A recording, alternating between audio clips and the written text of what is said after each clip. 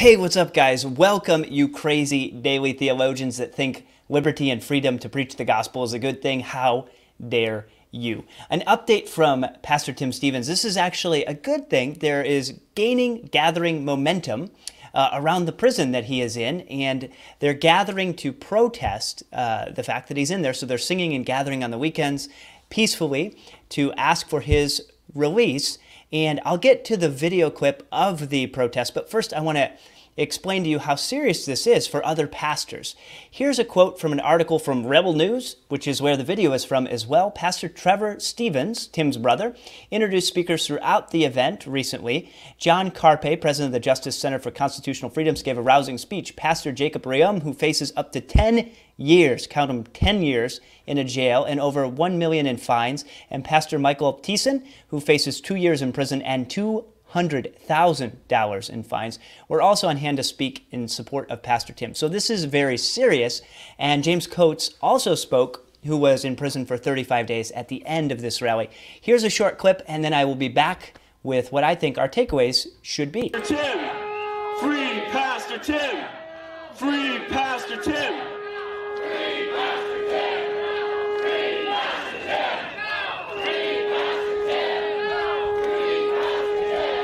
If Rebel did not film this, the general public would not know what was happening. Not just to my husband, to our society, how things are being stripped away. So we're thankful for you guys. Thank you for just being here to cover what nobody else will touch. So there's an awakening going on around here. Canadians are waking up. They're waking up in Ontario. They're waking up in Alberta. They're waking up in BC. They're waking up in every province and territory across this country. And it's incumbent upon us to keep up the fight. It's incumbent upon us to say enough is enough. I understand that you've declared yourself as a Christian. Seeing, we're called to judge things by their fruit. I haven't seen good fruit out of you, mister. And I just pray that things straighten up on your end, and that you come back into alignment with God and learn to govern your people, your God-fearing people, accordingly. Because we will not pick you over Jesus Christ. I'm so sorry. I don't know how big you think you are, but Christ is bigger.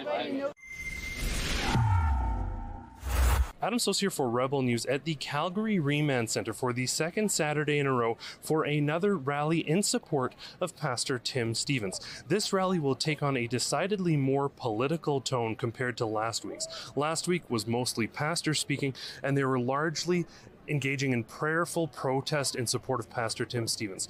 This week we have Derek Sloan and John Carpe, and like I mentioned, it will be a decidedly more political tone.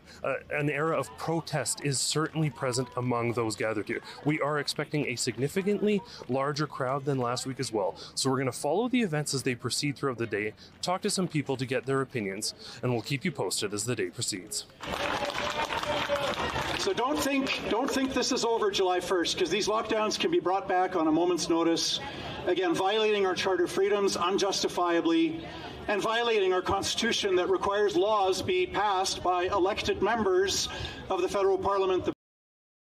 So it's starting to look a lot like a WWE event out there with the signs and the people speaking up, and rightfully so, that they should be publicly protesting for the freedoms, because it's within our abilities to do these things. Ultimate freedom comes from Jesus, and what the guy at the end said that was right is that these things could come back at any time. Once these governments have this kind of power and they figured this script out for locking people down, it's going to be very difficult to see this reverse course. Now, ultimately, I don't know what the future will hold, but we can be optimistic in this, that Jesus lived a perfect sinless life. See, we were all enslaved to sin and various things at one time or another, awaiting God's judgment in a very sad, very real place called hell. But Jesus did what the law, weakened by the flesh, couldn't do. He lived a perfect sinless life, went to the cross, bore the wrath of God that you deserve, died, and is risen and reigning. So we can rejoice in resting in the finished work of Jesus Christ, whatever the government may throw at us next. And we can also rest in remembering to hammer that like button like the 95 Theses. And if you haven't yet, take a moment and leave a comment below. We'd really appreciate it. Thank you. Let me know what you think, and continue to pray for Pastor Tim and his family and the other pastors that were mentioned. God bless.